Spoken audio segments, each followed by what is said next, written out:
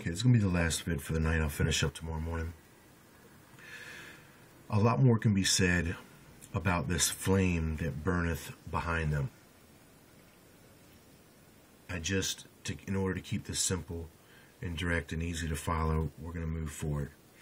But as we move forward in this series, you will probably begin to understand it a lot more, what I was saying about this flame that's behind them, as you make the connections to these other scriptures. Okay, so just maybe give that a little time for it to absorb, and maybe watch the series once it comes up on the playlist. You can watch it all in order. We see here at verse 4, Joel 2, describing the connection to the horses. We saw Revelation, same connection, same description for the locust, the horses. Iraqi dinar, same connection, symbolism for the horses. This Joel 2 army is the pale horse. Death and the hell that follows them is that flame that burneth. Okay? That hell that follows them for the scriptures describing the pale horse. Okay? That is that flame that burneth behind them. That's the hell, Apollyon. Okay? So, if we go to Jeremiah chapter 8, verse 13. Okay? Jeremiah is going to give us a further description of exactly who these horses are, verse 5 of Joel 2. You see that I've got written here that it's Dan, and we know that Dan is symbolized as the end times judge. Well, this great supernatural army is nothing short of Dan, or DNA, the descendants, the remnants of the sons of God of Genesis 6. What's interesting here at chapter 8 of Jeremiah, verse 13, is that it's really starting here at verse 13. It's describing what we know of is chapter 13, verse 13 of Revelation, which is that fire that comes from the sky. Well, in verse 13, here's what the fire is to do. I will surely consume them, saith the Lord.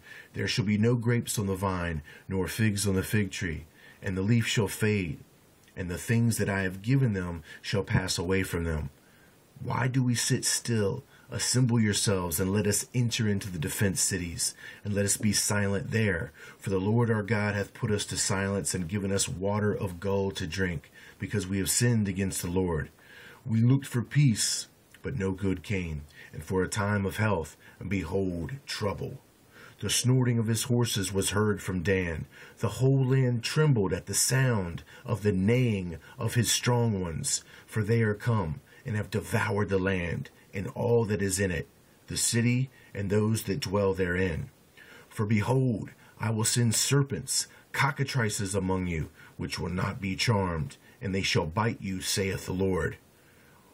When I would comfort myself against sorrow, my heart is faint in me. Okay. Without a doubt, Jeremiah tells us who are these symbolic horses that are coming and the land is trembling from. It's Dan. It's the end times judge. It's the end times judge of chapter 49 of Genesis. It's the very same end times judge of chapter 33 of the book of Deuteronomy. Dan is the wicked judge. He is going to be the descendancy of these sons of God of Genesis 6. In other words, these strong ones, these mighty ones, just like I've been telling you, here's the biblical proof. Now to connect this back up to Joel, listen closely. The snorting of his horses was heard from Dan. The whole land trembled at the sound of the neighing of his strong ones. The whole land trembled? Joel 2. Blow ye the trumpet in Zion, and sound an alarm in my holy mountain.